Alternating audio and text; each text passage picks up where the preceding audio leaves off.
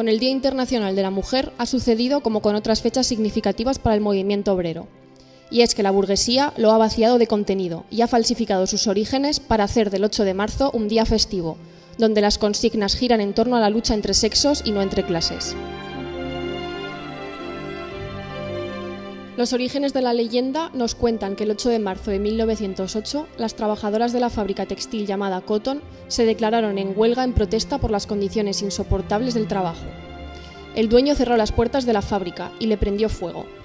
Murieron abrasadas 129 trabajadoras.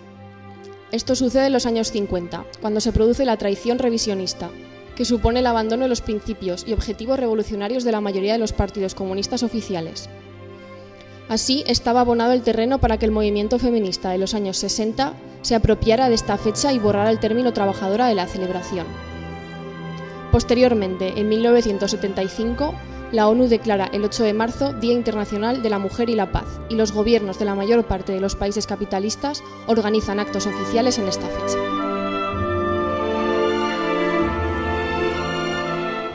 No hay ningún dato que recoja un incendio en 1908. Sí, el 25 de marzo de 1911, en la fábrica Triangle Airways Company, en Nueva York, un incendio ocasionó la muerte de 148 trabajadores, de los cuales 129 eran mujeres, la mayoría jóvenes e inmigrantes. 2 años antes, las trabajadoras de la fábrica habían protagonizado la primera huelga llevada exclusivamente por mujeres, cuyas demandas se resumían en aumento de salarios, mejora de las condiciones laborales, abolición del sistema de subcontratación y de multas, la jornada laboral de 52 horas semanales, una igual carga de trabajo durante todo el año, limitación de las horas extra y reconocimiento de los derechos sindicales. La huelga duró casi 5 meses. Se unieron otras fábricas de Estados Unidos. Se calcula que serían unas 40.000 obreras en huelga. Se paralizó casi por completo la industria textil norteamericana. La mayor parte de los empresarios negociaron con sus trabajadoras parte de las reivindicaciones. La fábrica de Triangle no lo hizo, lo que provocó que las consecuencias del incendio fuesen catastróficas, debido a que una de las exigencias era que las puertas de la fábrica permanecieran abiertas y no cerradas. Los hechos tuvieron lugar un año después de la celebración de la Segunda Conferencia de Mujeres Socialistas en 1910, donde se toma el acuerdo de celebrar el Día Internacional de la Mujer Trabajadora, y 6 días después de que en Europa se realizara la primera celebración.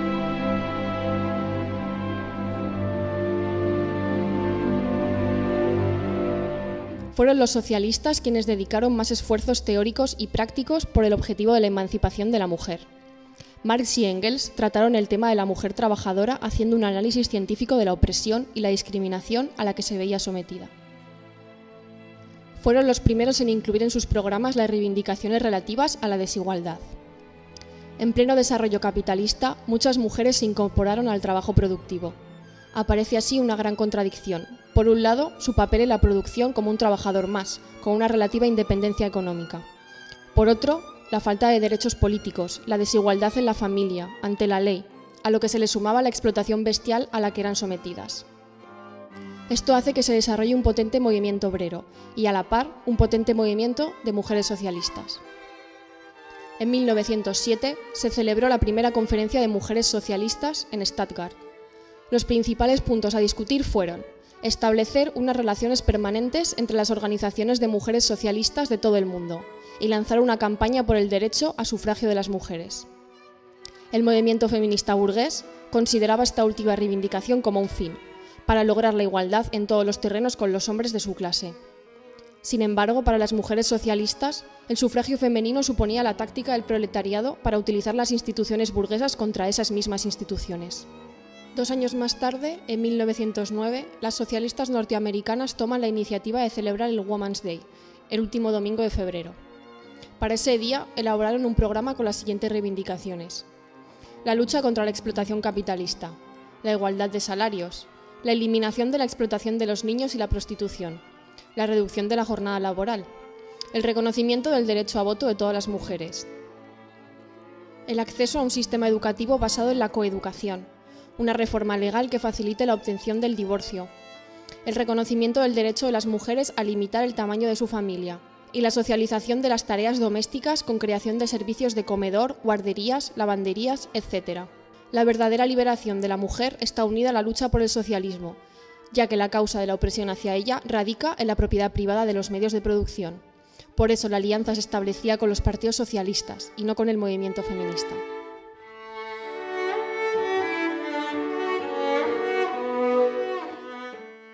En agosto de 1910 se celebró la segunda conferencia de mujeres socialistas en Copenhague.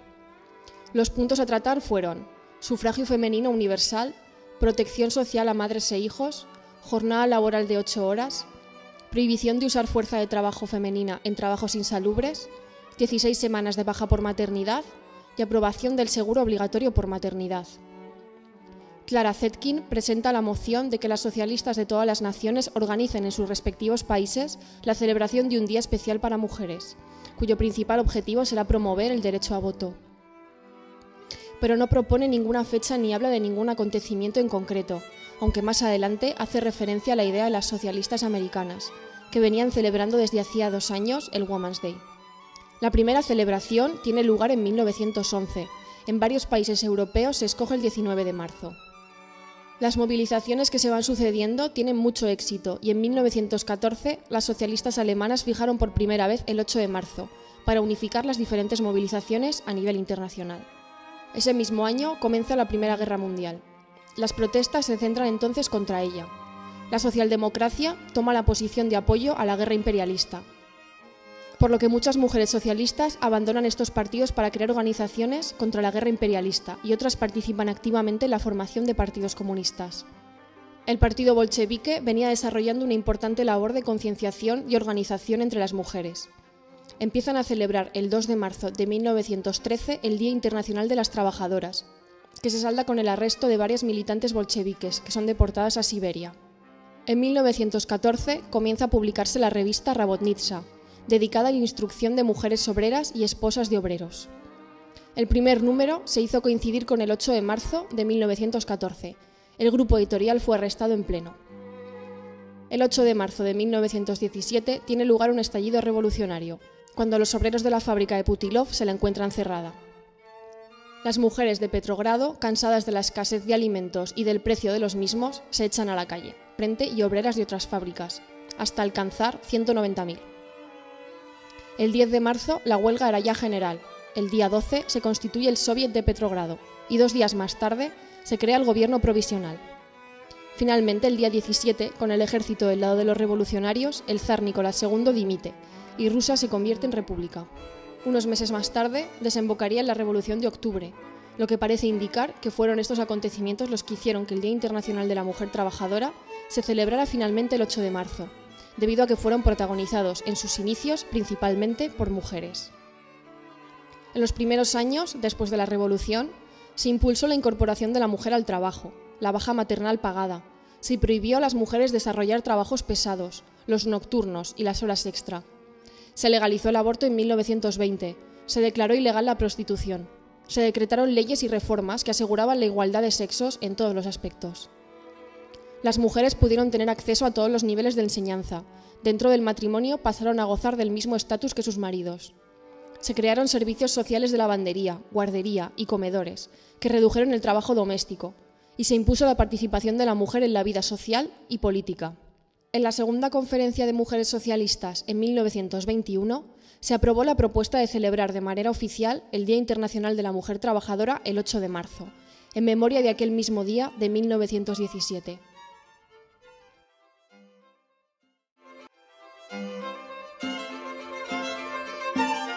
Fue una destacada dirigente y organizadora del proletariado de Estados Unidos. Los obreros la llamaban Mother Jones. Se incorporó a la organización semiclandestina Caballeros del Trabajo, que reunía a los sectores más explotados del movimiento obrero. En 1905 ingresó en el Partido Socialista. Detenida junto a otros luchadores en 1913, en el transcurso de una huelga por denunciar las condiciones de trabajo de las minas, la acusaron de intento de asesinato y después de una farsa judicial la condenaron a 20 años de cárcel. Su detención desencadenó numerosas protestas obreras. Finalmente fue absuelta y liberada. Meses después la volvieron a detener a causa de una huelga de los mineros del carbón en Colorado. La llevaron a juicio varias veces por sedición. Murió a los 93 años y pidió ser enterrada cerca de los mineros que habían sido asesinados tras un levantamiento. De origen ruso e hija de un oficial zarista, a los 17 años se incorporó a los círculos socialistas de San Petersburgo. Cuando tuvo lugar la insurrección obrera de París, fue enviada por la Primera Internacional para que informara sobre la Comuna. Una vez ahí se incorporó al movimiento revolucionario. Fundó la Unión de Mujeres por la Defensa de París y el cuidado de los heridos. Después de haberse enfrentado en las barricadas durante la Semana Sangrienta, volvió a Rusia, donde continuó la lucha. En 1910 fue deportada a Siberia, donde murió. Era afroamericana. Con 19 años ingresó en el Partido Obrero Socialista y fue una activa organizadora del Sindicato de Mujeres Obreras de Chicago. Desafió las leyes que prohibían los matrimonios interraciales. Su marido, Albert Parsons, fue uno de los 8 líderes obreros detenidos tras los enfrentamientos provocados por la policía el 1 de mayo de 1886, en la plaza Haymarket. Fue la impulsora de la campaña por la liberación de los represaliados y fue detenida junto a sus hijos mientras su marido estaba siendo ejecutado junto a los demás mártires de Chicago. Lucy Parsons afirmaba que la explotación global de la clase obrera por parte del capitalismo eclipsaba el racismo y el sexismo. En 1939 terminó por incorporarse al Partido Comunista de los Estados Unidos. Participó desde su juventud en el movimiento socialista. Fue de las primeras mujeres que planteó la cuestión femenina y su emancipación desde el socialismo. Hablaba varios idiomas, lo que le facilitó su participación en el movimiento comunista internacional. A los 43 años se suicidó, debido a la traición de algunos de sus compañeros y a su mentalidad y formación adelantadas a su época.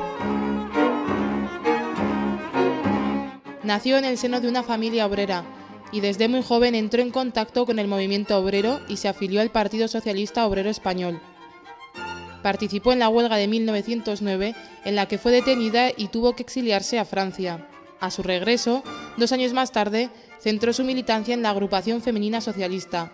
Fue una destacada oradora y propagandista. Formó parte de la comisión ejecutiva del PSOE y de UGT.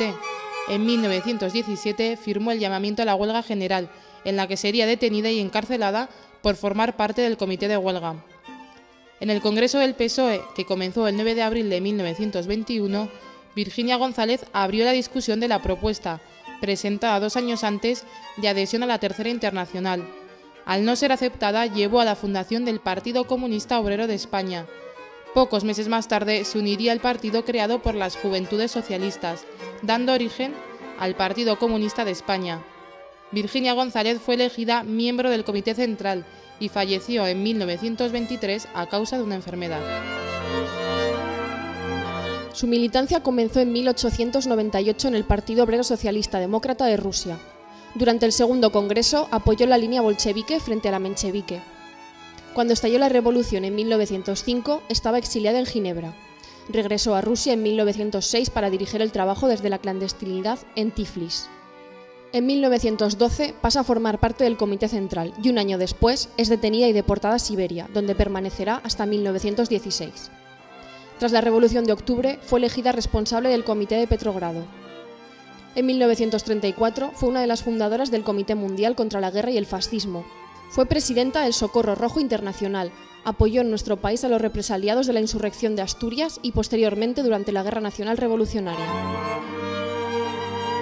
De origen italiano, comenzó a trabajar a los 12 años. En 1927 viajó a México y se afilió al Partido Comunista Mexicano. En 1930 le acusaron de haber tomado parte en el intento de asesinato de Pascual Ortiz Rubio, presidente de México, por lo que fue expulsada del país. Continúa su trabajo en el exilio en Berlín y viajó a la Unión Soviética participando en el Socorro Rojo Internacional. Se trasladó a España y después de la sublevación fascista de 1936 pasó a formar parte del V Regimiento, hasta que cambió las armas por el espionaje.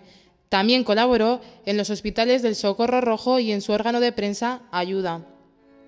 En 1939 regresó a México, donde continuó su actividad política. Nace en el seno de una familia de intelectuales progresistas y ateos. En 1934 participó en la fundación del Comité Nacional de Mujeres contra la Guerra y el Fascismo y se afilió al Socorro Rojo Internacional. En 1936, tras el triunfo del Frente Popular, comenzó a militar en el Partido Comunista. Nada más estallar la sublevación fascista, Se enroló en el batallón femenino del 5º Regimiento y estuvo combatiendo en el frente de Madrid.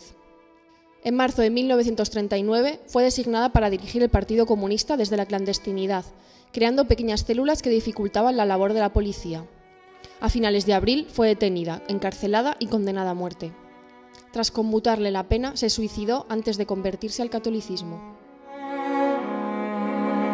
Olga Benario ingresó en la Liga Juvenil Comunista de Alemania cuando tenía 15 años. En Berlín se destacó en las luchas callejeras contra las milicias nazis, hasta que fue detenida junto a otro compañero.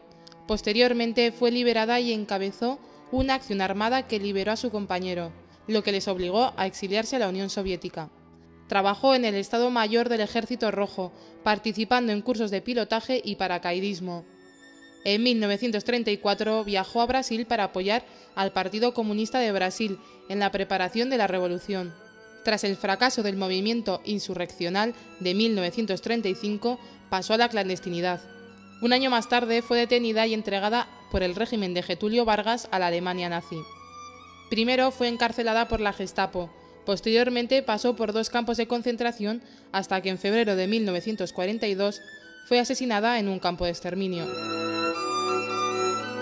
Cursó estudios en la Escuela Marxista-Leninista de Moscú y fue secretaria general de las Juventudes Comunistas de Cataluña. Al estallar la insurrección de octubre de 1934, fue de las primeras mujeres en empuñar un fusil.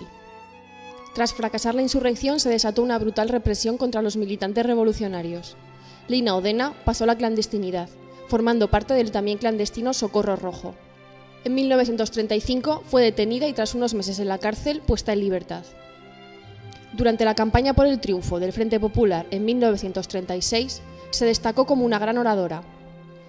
El 18 de julio de 1936, cuando se produjo la sublevación fascista, Lina Odena se encontraba en Almería, participando en el Congreso Provincial de las Juventudes. Fue entonces cuando tomó las armas y participó en varios combates. El 14 de septiembre de ese mismo año, el coche en el que viajaba es sorprendido por un control falangista. Lina, antes de caer en manos de los fascistas, se suicida.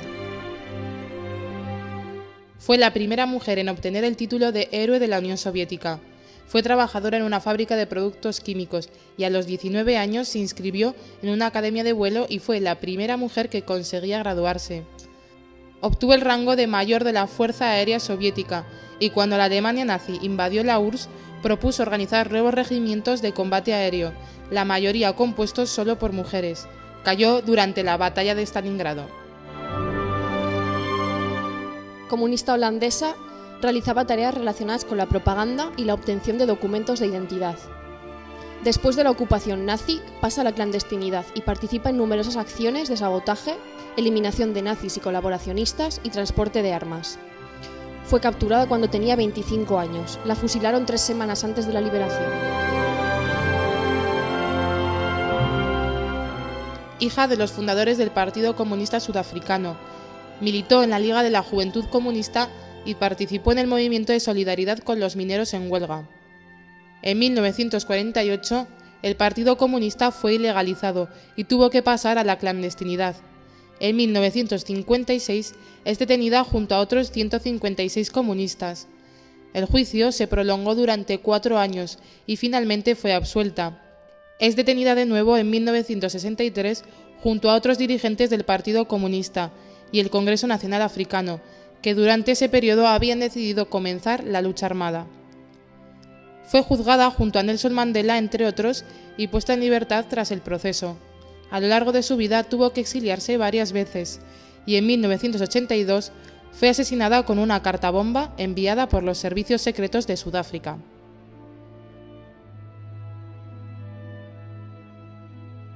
Muchas reivindicaciones planteadas por las mujeres socialistas en 1920 siguen pendientes, entre otras cosas porque la opresión de la mujer no reside simplemente en un problema de falta de derechos, sino que su origen está ligado a la propiedad privada, y solo cuando ésta sea eliminada podremos empezar a hablar de la emancipación de la mujer. Como comunistas debemos recuperar el 8 de marzo como Día Internacional de la Mujer Trabajadora.